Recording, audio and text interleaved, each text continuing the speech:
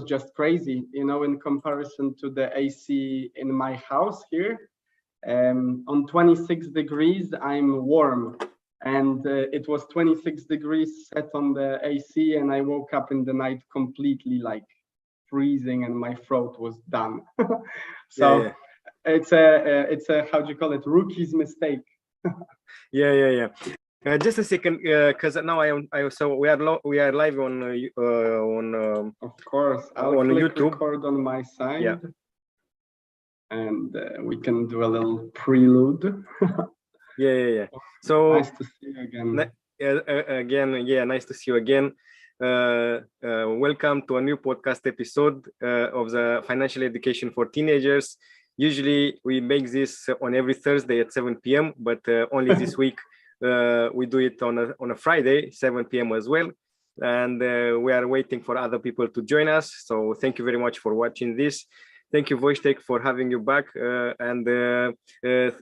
It's amazing that we help people, and I hope we also leave a legacy for the future as well by what we are doing here. Yes, wonderful. I mean, I'm really happy to be back. I think today might be a bit challenging for people to join because it's Friday. In normal world, let's say in the Western world, this is the day to enjoy yourself rather than think about productive stuff. But I hope that someone will join us. I think it was a good idea as well to take a week of a break. I know that quite a few changes happened on both sides, but I'm really excited about this. First of all, of course, we're giving back to whoever is going to be watching this now or in the future. But also from my side, and I believe that for the both of us, this is a chance to learn and grow, and at the end of the day, has something more to show for what we've been working on. And I'm really enjoying this. I'm looking forward to this one, and especially the final few episodes that are going to be, I hope that we're going to bring them sort of all together and allow our audience to really understand this.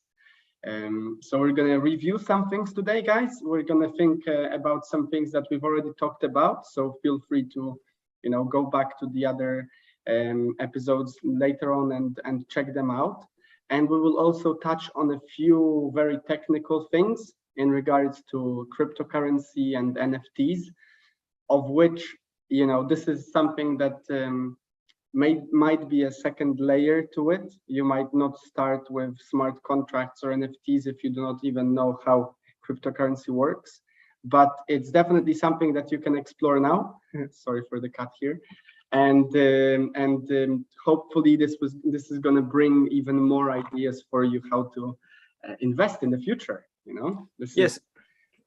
Yes, indeed, and it's exciting because nowadays you have so many options in order to become creative and to sell what you know by creating different kind of NFTs. And an NFT basically is non-fungible token to not speak in slang, to make sure that is easy to understand by everyone. And as well, an NFT is also any form of a contract. So basically, if you have an idea of an amazing contract, and then you want to save your time and automate your life, better start learning how you can automate your life with learning how to make smart contracts. Yes, so we'll dive into that a bit more, and also I hope that at some point. Hello, Michal, how are you? Hello, Michal, how are you? Hi, great. Busy day today. Nice to see you. Long time no see. Yeah, nice to see you too. Yes, wonderful. Thank you for joining us. I think it's a big commitment to be joining at 7 o'clock in a Friday night. I believe that's a big thing to do. So thank you for being with us. And what I was about to say is, like, I'm also hoping that maybe for this webinar and the few webinars to come right now, we can really help those that join us to answer some questions and maybe reflect on what we've been working on. Because at the end of the day, we're at the 7th or 8th episode now. And I think by now, people that are serious about this stuff at least researched that on their own, at least looked through some information, maybe they've taken the first step. So I'm hoping that maybe from next week and the week after, we can also provide people with a bit of knowledge. And I know that we've done that with Michał before, like a little conversation at the end, instead of just producing thoughts, let's say. Yeah, and I think it's important to start practicing what we are talking about here, because only when you practice and you test, you see how it works, you understand basically the principles, you understand that nowadays is not anymore like a wild west. It's becoming like a more educated market in the crypto market especially, and you need to understand how you can make the best decision for yourself. Definitely, it doesn't mean that everything is risk-free. You always have a risk, sometimes even a bigger risk than what you can lose everything. Basically, because the price can go even minus 98% of everything. So I think it's important to understand what is the connection between the freedom of money, because this is what we talk about here today, and what is a connection with the crypto world, and in order to understand with different assets, because everything is connected. You know, if when you read the book the Bitcoin Standard, you understand what it means, the freedom of money, and the difference between money and the currency. Many times we really do not understand these two terms. What is a currency and what is money? Because it's a different one. Basically, we work all our life for a currency, not for actual money, because the currency is devaluating and we live in an inflated world. And that's why you need to understand how inflation affects your money and your currency, basically, Mike, basically what you have in your pocket. It's interesting that you say we live in an inflated world, considering that the universe is expanding, you know, it's like a balloon as well, apparently. That's really wonderful. Yeah, I think, you know, especially right now, I've recently got to learned that in Poland right now, the inflation rate has hit somewhere around 17%. And that the change from 9% to 17 happened over 4 months, which is a huge, you know, that's, I mean, that's hyperinflation at the beginning of it. And I think, like, you know, in this term, in this moment in time, with many people struggling, I feel like this is the best thing we can do to learn how to save and how to keep that value of the money, as you said, rather than the value of the currency. Yeah, just think about what Robert Kiyosaki is preaching for so many years. So just think about that. He's always saying, okay, do not work for money. Rich people do not work for money. Rich people work for assets. But nowadays we live in a Web3 world, which means that in a blockchain world, and you have so many options that even Robert Kiyosaki said about that Bitcoin is also a new standard like gold, and people understand that is a scarce. And the people understand that more and more people will understand that you can discover a new resources of gold, like an example, but the Bitcoin is limited. But what I want to suggest is not the only network that have a limited supply. That's why it's important to be educated whenever you evaluate the crypto and whenever you evaluate free money, because free money, it means money that you can actually own it, because the money that's sitting in your bank account, basically, you have a number, but at any point that bank account can be closed down by your bank. So it's not actually free money. You have the impression that it's free money, but it's not free at all. So the actual true free money is when you have the key on your wallet and only yourself can touch that wallet. Nice. Yes, of course. So I think we can start realistically. Let's kick it off. So what we're gonna do, Michał, thank you for joining us.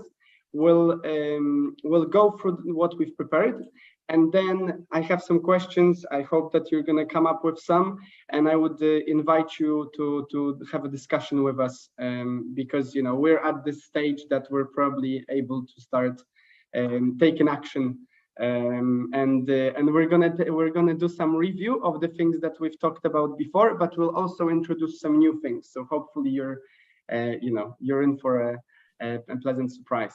So thank you for joining. I'm grateful for, and thank you for having me as well. I consider this like speaking to the future also for my children education as well, how they can open their mind. So let's start it. So ready for it. So let's start with the first question that you might have, and let's start from there the conversation. Of course, yes, wonderful. So, Michał, if you want, you can keep the camera on. Feel free to turn it off as well. It's up to you. So I'll turn it off as I'm gonna lie on the couch, so it doesn't seem okay. unprofessional. Of course, no worries. Cool. I'll see you in a moment. So yeah, so this today, as we've talked before, we would like to review a few things. So first and foremost, we've talked about it a few times. I think this is one of the major points that our webinar series has to offer, is what is free money, and maybe as you're explaining for us what money is free and what isn't, what options are there? Because it's easy to say, oh yeah, it's a free money, but then what does that mean? What are the options that I could choose out of the market right now? Well, firstly, you need to understand that who owns the keys to your wallet basically own your money. All of us have a bank accounts, right? But who owns the keys to your wallet? You own the key between commas, but if someone would decide to stop your account, your money is lost, or maybe you cannot use anymore that account. So basically, it's not your money are not free. Basically, your currency, because we need to make a difference between money and currency. Money is something that have value, and it's something that is not based on trust. And nowadays, all fiat currencies, including the pound, the zloty, the euro, any kind of fiat currency is based on trust. So we need to understand that whatever we have in our pocket or in our bank account, everything is based on thin air, on trust. So that's why it's a difference between money, actual money, which is gold or Bitcoin or anything that is scarce in supply, because we need to take into consideration the law of supply and demand. But this is real, have intrinsic value, because it's a limited supply, and because people enjoy it either to put on storage, or because it becomes valuable from the point of people. If we take into consideration also the idea of the Bitcoin Standard Book, the fact that over the time people have different perceptions about the value, we need to make a clear understanding between what is valuable and what is not valuable. Is it my free money? Is it my currency? Is it free to move, or is it taxable? Is it free? Is it in a bank account that can be stopped? Which is, it means that is not the money are not free. Actually, you have the impression that they're free, but they are not free. Is my the money that are in my pocket inflation that can stand against inflation? In this case, our money is everything. It's about a promise to pay. Never forget this, that the currencies that we have in our pocket, it's a promise to pay. But if the government inflates the money supply, in this case, the power to buy is decreasing. It means that this is a regulated market where you can work for less and less value. So you can work for more money, for more currency, but the less value you can buy with it. So how do you protect yourself? This is important to ask yourself each day. And also, what is it, my money are really free, or is just part of a system when the government print more money, and then the value of the power to buy with that money is decreasing? Of course, and I guess here steps that we could take as as individuals is, in whatever currency you're earning, to consider putting some money aside in the assets. For example, as you mentioned, the gold, Bitcoin, maybe some sort of art or assets in terms of stocks, bonds, and etc. Maybe real estate if it's a bigger amount. But also, I feel like it's useful to mention, and of course this might not be a free money, but as we said earlier, it's important to notice whether or not the inflation that your country is going through is equal to an inflation of another country. Because a beautiful part about the fiat currency and cryptocurrency, of course, as well, but if you don't feel comfortable to start with it, is that you can exchange it into some other people's money. And as long as that's also, a currency widely used, and ideally from a country that is less struggling with inflation. This is an interesting, sort of maybe a stepping stone on the way as we try to navigate this value, what you said about earlier, Florin, that to not lose the value, there are ways to go about it.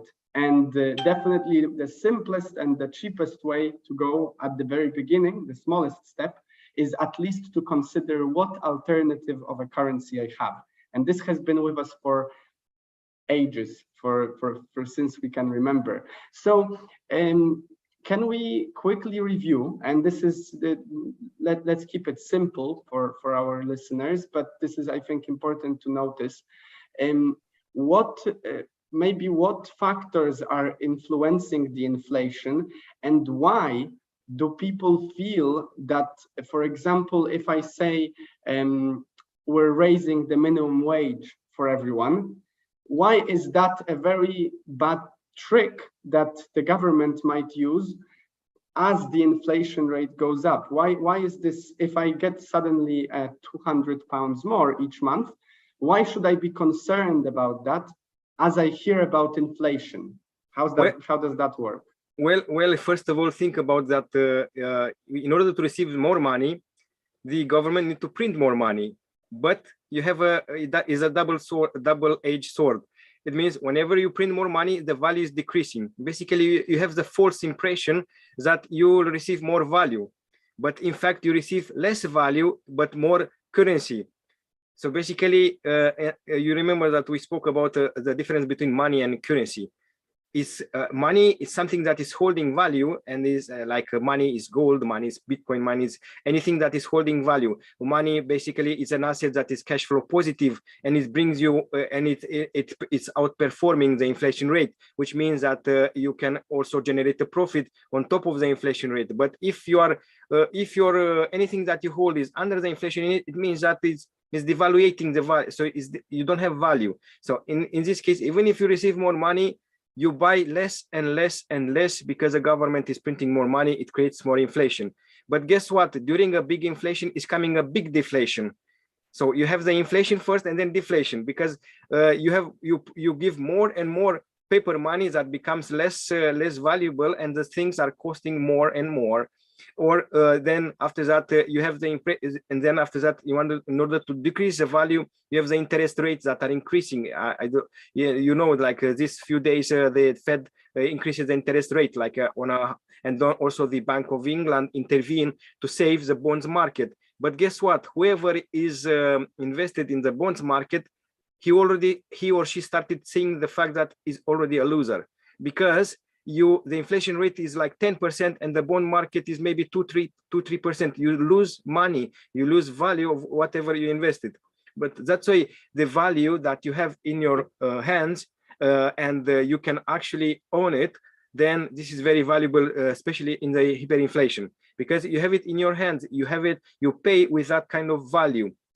You pay with money, not with currency, with paper currency, because then printing more and more will devaluate the power of buying with that currency. And even if you receive more money, basically all our life worked for a currency, in God we trust. It's just a trust. And then you need to understand what is the difference between actual real money and currency that you are paid with. So, and if you have an opportunity to take a loan, for example, and take more paper money and put into actually real assets, take it, because the money is devaluating otherwise faster than what you can buy with assets. For example, whenever you have, for example, a good offer from the bank, for example, to give you currency, debt is tax-free. So if you buy with debt, any asset that is cash flow positive is even better, because you do not pay taxes on debt. So this is a very good idea. And then after that, whenever you generate the profit, convert it into the free money, which is the free money can either hold it gold or gold or silver, to have it in your hands, basically physical hands, or either having like a Bitcoin, or either having like any other kind of limited assets that is valuable in the opinion of others. As well, you can include also a piece of art, like an example, like an NFT, where this kind of piece of art can actually represent a value in the opinion of other people. But it's important to understand that if a piece of art is rare, the rarest thing is to find a collector that will buy from you. So you need to take into consideration also this aspect. So you can buy something that is rare, but do you have a market? You remember that you need to have a market for everything even before you buy it. That's very, very important thing, I feel, because you know, it's easy to draw a conclusion that if there is only one thing of that in the world, then of course this is so valuable, I'm gonna keep my money in it. But the question is, are people interested? Because if you're gonna buy something that no one else wants, you just overpaid for something that ultimately is useless. Because as we talked there earlier, and I feel like yet again here an invitation to read the Bitcoin Standard or any other book that explains the value of money, value of gold, the inherent value of a means of paying is a great idea. Yeah, and I would recommend, because we are here at the book recommendation, I would recommend also to read the cash flow quadrant of Robert Kiyosaki to understand the difference and how you can make the leap between an employee and a self-employed to a business owner to an investor, because this is very important to understand because you read the Bitcoin Standard, but it's important to read also this book. And the next book that I would recommend is also to read books about tax efficiency, because the biggest line of expense in any in your life are the taxes. So if you don't know how the tax system works, in this case you might lose a lot of opportunities because you don't understand how you can benefit better of what you have. That's why I said that if you are able to borrow money to buy assets and the money are cheap to take it, because you buy assets that are cash flow positive, and then you exchange the profit into actual real money that is representing your wealth. And can you just tell us, do you have an actual title, or should we are we going to find that title later on and post it with the video? Well, I will find that title because I have a lapsus now, because I'm listening that book, and it's one of the Rich Dad advisors, tax advisors. So this is why, and also his life experience is my life experience, and like his struggles, and I really enjoy it. I'm gonna send it to you so you can put it in the comments as well. Wonderful, great. Okay, so let's get to the second part, maybe something new a little bit. I remember that this was a hot topic at the very beginning of our adventure together. You explained to me the idea of contracts, smart contracts, and well, first of all, let's introduce them. What are those? How do they work? And maybe why should we care?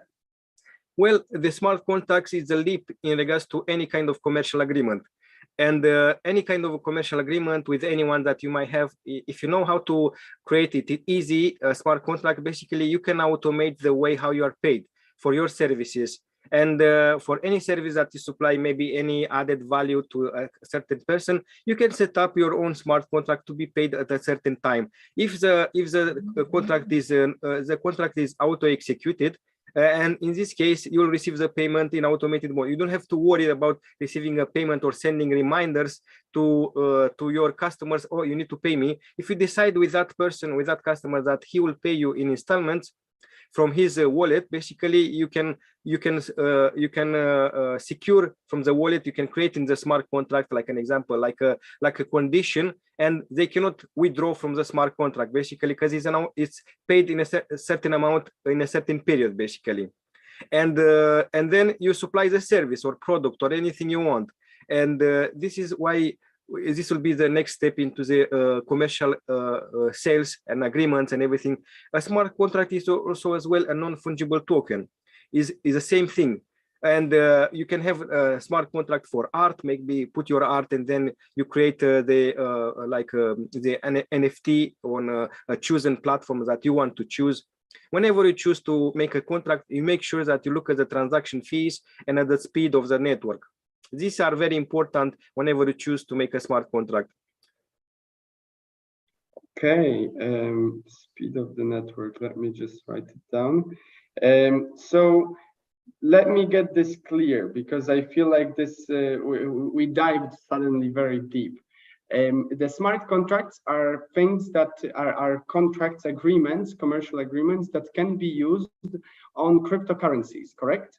On cryptocurrencies, but also to buy and sell products and services as well. So basically, people can pay you in cryptocurrency. You decide to sell a product or a service for a certain amount of a certain cryptocurrency, and then that contract can be created to do auto execute. Basically, you don't need to start worrying about after that. Okay, this will pay me, or this person will not pay me. You can create that kind of conditions in the smart contract. So basically, you have more certainty in whenever you run a business operation.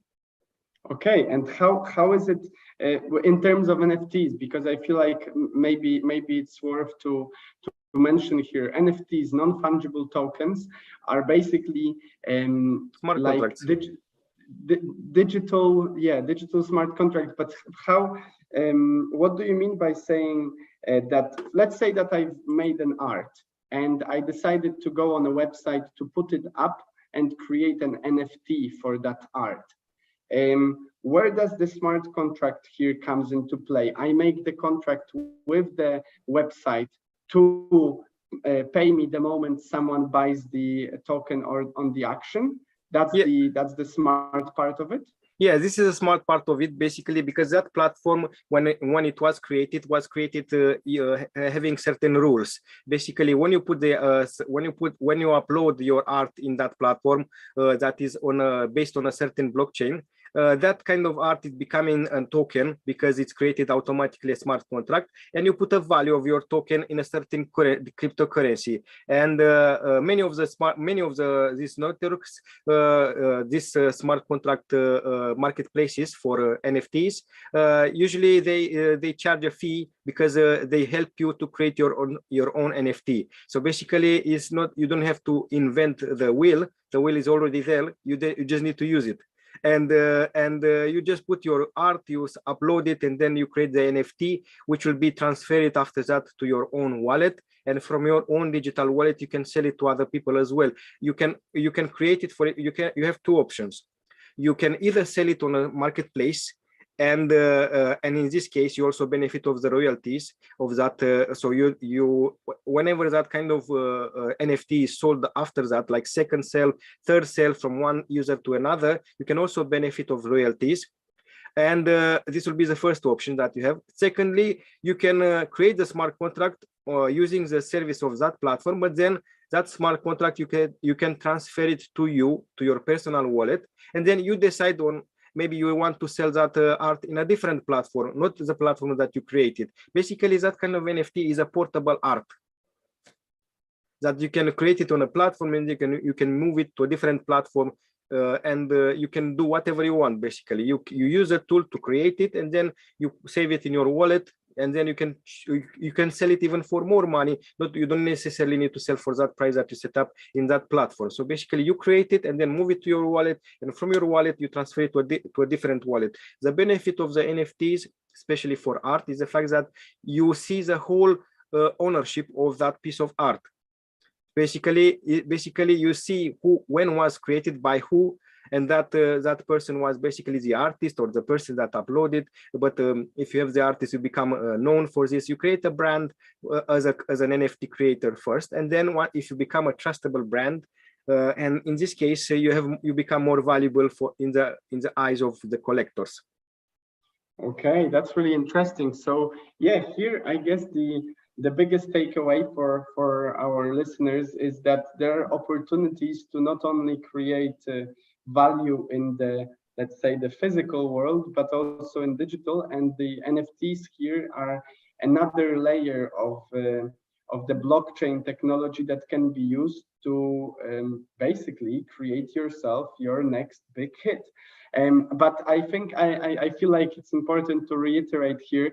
Remember, guys, that as we said earlier, this does not mean that if you've created an NFT and you've, God forbid, placed plenty of money into it, if there is no market for it, that doesn't, you're not going to gain from it. So it's a big, I feel like this is an important thing, because people might jump on this new trend of, oh yeah, everyone's doing NFTs now. Well, everyone can do whatever they want, but the thing is whether or not someone will actually be interested in what you have to offer. And so I know a friend of mine who's a recognized artist, digital artist, and at this point they are also selling NFTs. They were actually approached by a website about an idea of creating NFTs, and they're doing great. But as you can tell, and as Florian mentioned, they are, first they became recognized for their art, and then someone decided that they would like that piece of art in the NFT version. It was not that from the get-go they were thinking about the NFTs, and they were doing so. There are different strategies, of course, but just don't assume that just because you have created an NFT, you're secured yourself against inflation. But these are two different things. This is just to complete what you just said. Basically, whenever you start creating, this is just the first step. It's like publishing a book. You create a book, you publish a book, but so what? In order to sell that book, you need to start marketing, advertising.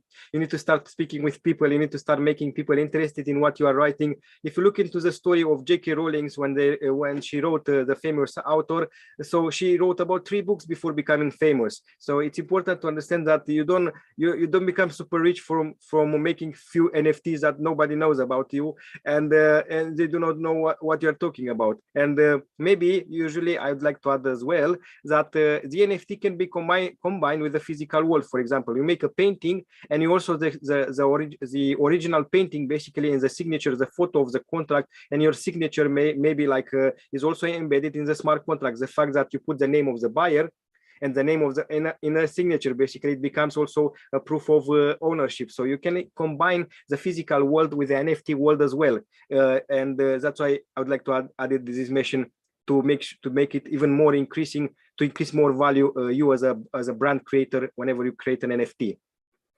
That's really interesting, and yeah, and I think by now this is maybe something that we can leave for another time, maybe when we both dive deeper into this idea. But with the new wave of metaverse really becoming a part of our daily life, and I feel like 5 more years and this is going to be an actual marketplace to also sell and buy and actually live in a sense.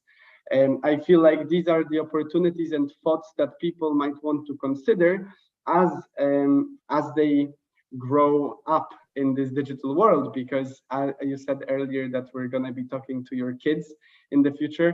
I have no doubt that by the time they're going to be watching this, they're going to know more about the metaverse than I do right now. And imagine this, sorry for interrupting you, imagine this, because you have 2 types of metaverses. You have the free metaverse and you have the closed metaverse. Basically, the free metaverse is that one that you created your own world, which you are the owner of your own world, or you are the guest of someone else's world in the metaverse world, and you don't own actually the digital rights. So it's important to understand, again, think about the freedom. Yes, the free money and the free world. Yeah. I feel like the easiest way to understand this is if you rent a flat or if you own a flat. Yeah. By the time you pay back the flat and you don't own anything owe anything to the bank, by that time you're actually owning this piece of land. Let's say flat might not be the greatest example because it's in a building. Someone might destroy the building. It's just an idea. It's a space. Own the space. Yes. Okay, so let's say maybe just before we go to the questions, I have one more question for you, and this is just to wrap it up all together. Is there a way, maybe a few steps that we could advise our readers and listeners and so on, in terms of determining the usability of an asset? Because we've mentioned many of assets. We've talked earlier about the limited amount that something might have, and thanks to that becoming more valuable. What are the maybe a few things that we should focus on when we decide whether or not we want to keep our value in that thing? Well, first of all, you need to think about that. You need to understand very clearly what is the difference between the currency and the money. Because whenever you understand this, this is very clear. What you are paid with, or what everyone is paid with, you are paid with currency. You are not paid with money. The concept of money, it's totally different. So money means, for example, assets that are either producing cash flow or are hedge or you hedge against inflation. Assets that you can hedge against inflation can be gold and silver. Like an example, silver is a little bit more unstable than gold. Basically, if the silver is cheap, I would recommend to buy more, because at some point the total supply of silver in the world, it will decrease, and silver is used on different kind of industrial applications, not just for the metal precious value to make rings and everything else, but you have more usability. But it's a little bit, the market is smaller than gold. Instead, for gold, you can use it against inflation. Maybe sometimes you can win even more, because if you look into the history, what was happening in the Second World War with German marks. In this case, basically they were buying one bread with 79 million marks. And it's important to understand that whenever the paper is losing value and the people are losing trust, because here it's everything about trust. The fiat money is a trust in the government that will deliver. But if the government is printing like crazy the money, how can the government deliver on the promises to the population that it will be a success? So need to think about for your own good, what are good for me. And apart this kind of assets, that physical assets that you can hold it in your home to make sure that you can pay and make sure that at least you survive during hyperinflation, it's important to understand that you also have the digital scarce assets like Bitcoin, for example, or other coins as well. It's not the only one that is scarce in the market, but this is the most important one that people knows about. But it makes sense to look also into the other networks and how limited is the supply, what is the market capitalization, to understand also the volatility of the crypto market. It's also important to learn as well, like the market capitalization. Whenever you become financially educated, this is the best way to win in life and compete against inflation. Because whenever you are not educated, you make financial mistakes, which are heavy for your family and for yourself. For example, like savings. Nowadays, the bank is giving you 0.5%. But if the inflation rate is 10%, you have already lost at least 9.5% of your own money, of the value of the currency that you have in your bank account. And basically think about what I have in my power. So learn, educate yourself, learn about the assets, create value, digital value, maybe on the crypto market, and create NFTs, create something valuable, sell your services with something valuable. Wonderful. Yes, and I just reminded myself actually, and maybe I'll say it and then you'll confirm with me that this is also an example of a smart contract. I remember that when we were talking about cryptocurrency, we didn't actually explore this subject further, but you said right now about the savings account, and you said the 0.5%, let's say, savings rate. It's really interesting to explore for anyone out there that is interested in actually making some crypto investments, that you always have an opportunity on many platforms, both for cryptocurrency and for actually fiat currency. I've seen the other day an advertisement for that. That you can sort of stake, let's say freeze. I think like staking has connotations with food, and I don't think that might be understood well.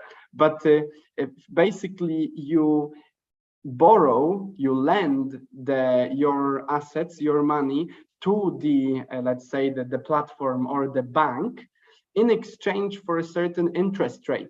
And this is really interesting because there is a huge disparity between what the bank is usually right now offering its clients versus what you can get if you have one of the cryptocurrencies and you stake it on the platform for a certain time. So for example, you say for 12 months, I'm not going to touch it. And in 12 months, I will get 10% back more, which is the profit gained. And is that, just to confirm, is that a smart contract? Yeah, it's a smart contract. A staking contract is a smart contract because that kind of smart contract is creating in any platform that you might choose. Basically, the new token economy is competing with the real economy and is competing for people that are smarter in order to use smarter their money.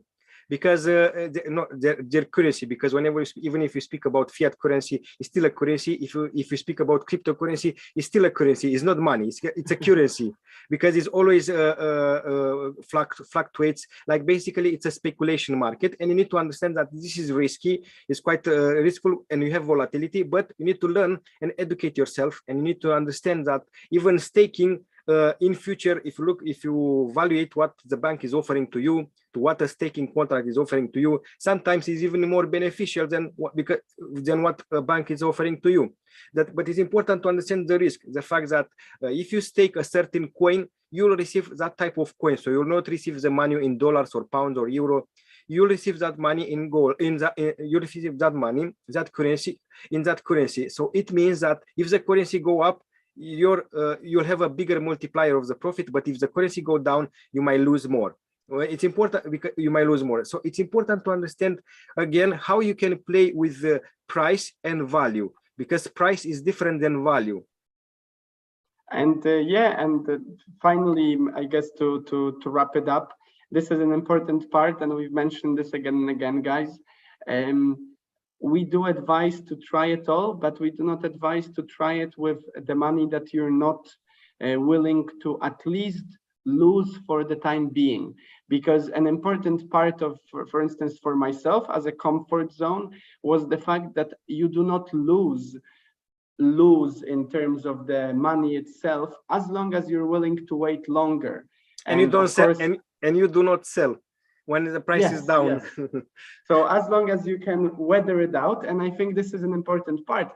If, for example, as you said, let's say that you put aside a piece of cryptocurrency for 12 months. If it goes down, as long as you don't rely on this money coming to you back in a more, because you planned vacation and you need to pay for it with that money, you're okay. You're just going to have to wait a bit longer for it to give you the result you want. But if you do rely on this, well, then you're playing the game wrong, because you're relying on your wealth, you're putting a risk on yourself on something that you cannot control. And this is not what we advise here. This is not free money, because like that's like playing roulette, and we're not about playing roulette here. Yeah, so, and to complete what you said, it's important to understand yourself, what kind of person I am, what kind of risk appetite I have, and it is important to understand from the beginning, before even you start, what kind of am I an investor, or am I am a trader?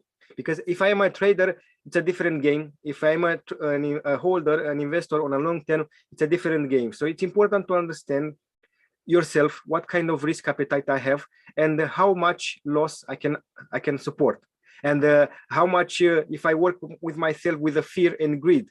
And always look at the market conditions. How is the fear and greed index? That's really important, and thank you for reminding us, Florian. I feel like these it's important to have that in mind all the time.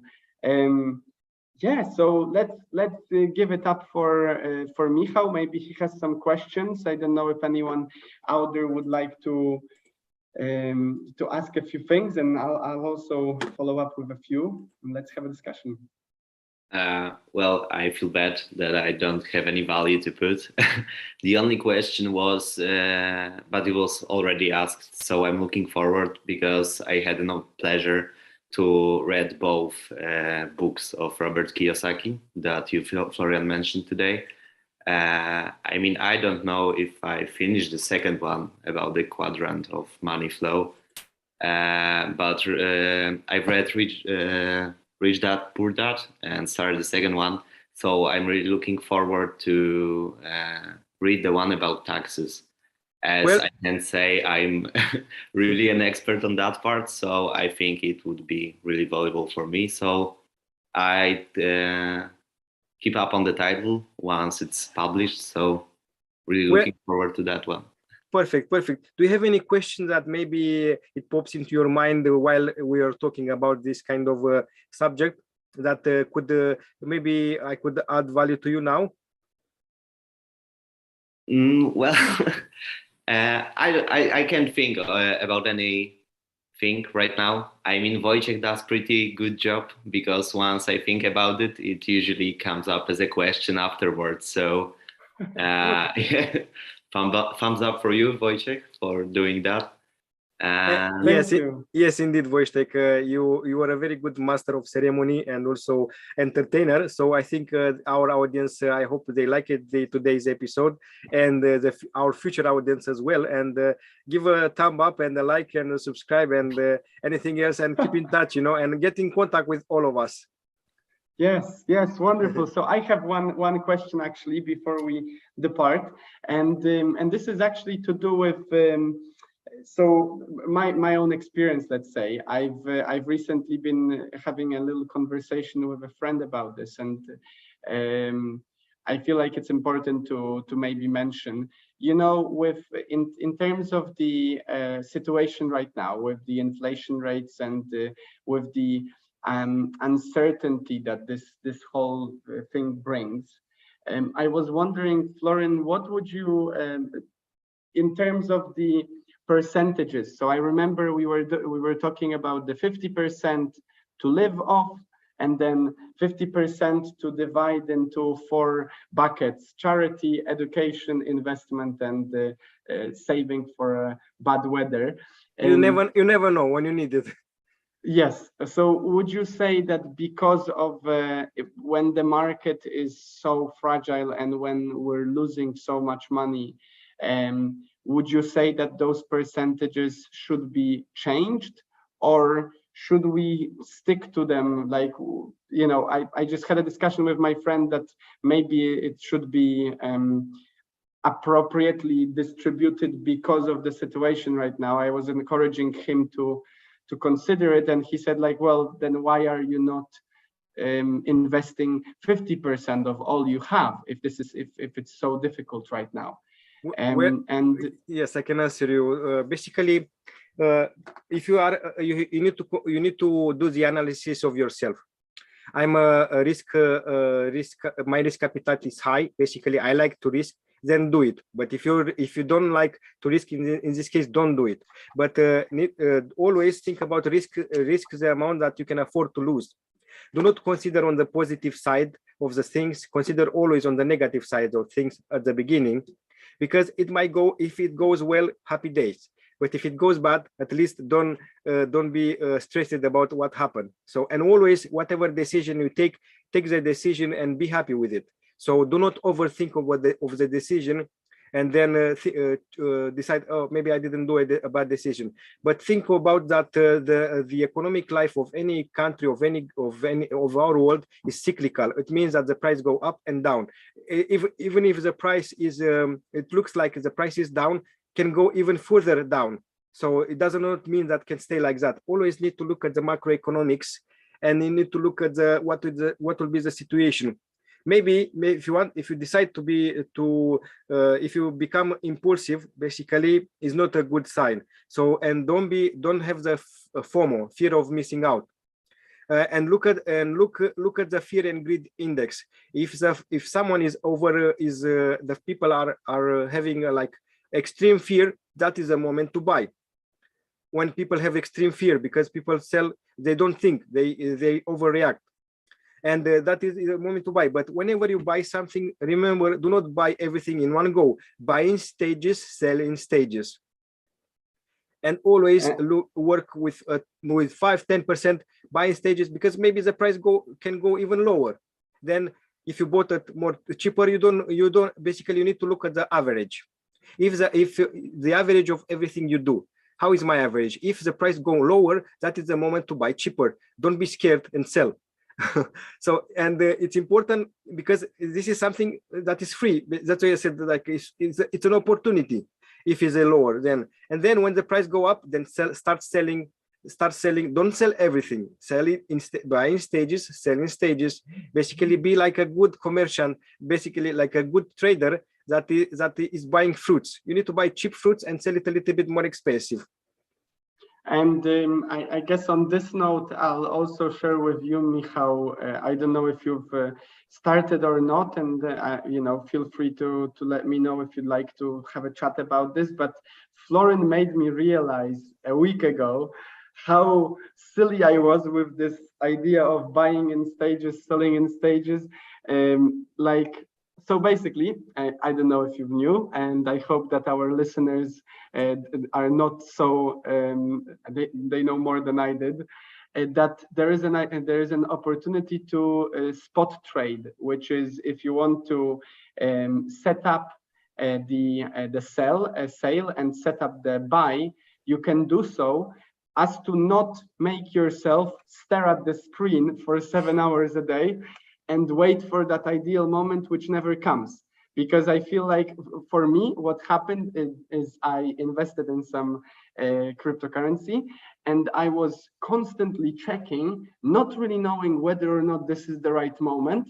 So I would hesitate and check again, and hesitate and check again. A few days passed. Yes, a few days passed. Nothing really changed. I didn't see much change whatsoever. And I asked Florin, you know, what am I doing wrong? Because I felt like there is something missing. And he's like, of course, you're not using the system, which basically allows you to leave it aside. First of all, you don't have to think about it anymore. Once you set it up, you leave it and it works its magic for you. And secondly, there is no waiting constantly, which is the time waste. Because like we're talking here about free money, well, let's free some time as well, you know, not to stare at the screen for the next 24 hours trying to find that golden egg. This is great. This is like, you know, like if you want to become insane, do like that. If you want to set up, if you want to set up because you need to put yourself some limits, you know, with the spot trading, you put the what will be the price that will make me happy to sell, what will be the price that will make me happy to buy.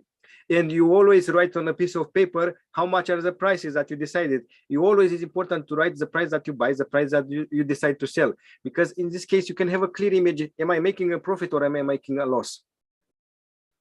And I feel like, you know, we can definitely have a further discussion about it maybe in a week from now or so, if you Michał end up trying it out. But I feel like for me, this was, you know, such an obvious change, but dramatic, completely different. And it took away all the anxiety that was also there in terms of the staring at it, because I was waiting for that moment that never comes. It's like looking around, waiting to ask the girl out, but she walks there and back, and you're just there like, oh, you know, there is on YouTube like a short video about a couple of dogs like watching the herd, like wild dogs watching the herd of cows of wild animals passing by, and none of them wanted to hunt one. And then a lion comes along and then hunt just from the middle of all of these wild animals, and he was happy, and everyone else is watching. But they were just watching, you know. So you always have opportunities. The opportunities are so obvious, like it's in front of you, but it's important to understand when to take it and when to take action, and then do that action, but do not overthink on that action. So okay, I'm doing this, and then I'm patient, and patience is very important into this world. It's important to be patient and give yourself time, and then work with yourself. Basically, don't whenever you feel fear or greed, something is happening, just go outside of yourself and look at yourself. How do you behave? And I feel like, yeah, and I would like to add one more thing before I forget. So I would like to add one more thing. If something is bad, for example, and a certain currency or cryptocurrency is not performing as you would like, put it to staking.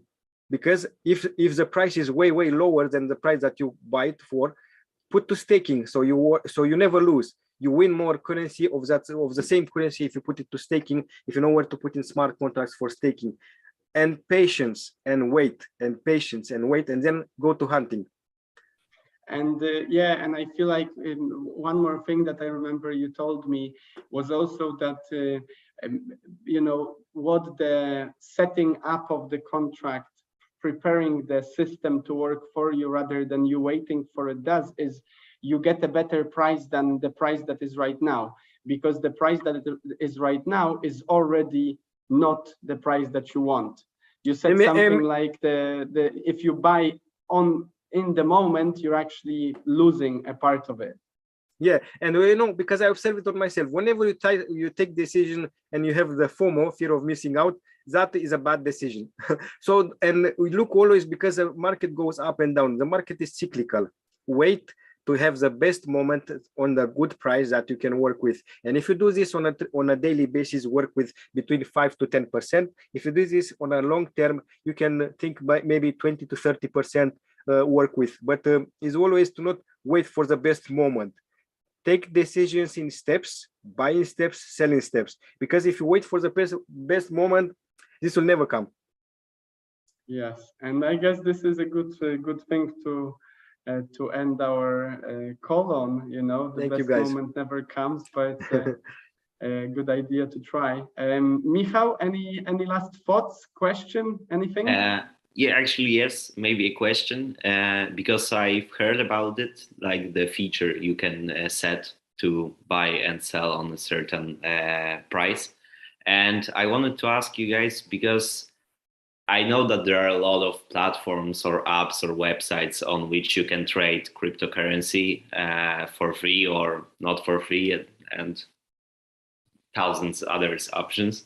And I wanted to ask you, if I know it's not a paid promotion, but could you recommend? We can speak in private about this, and Wojtek will tell you. Yes, I'll let you know. Because sure. If we talk about the name, we need to make some money about this, because we mentioned a name. So I think it's important to, you know, I think it's important to keep this. Definitely, I'll give you the information, but also Wojtek knows, and he will help you. And I'm glad to do this anyway. Yes, and I'll try to figure out some smart contract with them by the time next call comes in, so we can make some money. Yeah, indeed. Thank you, Wojtek, for having me. Thank you for your time as well, for organizing this as well.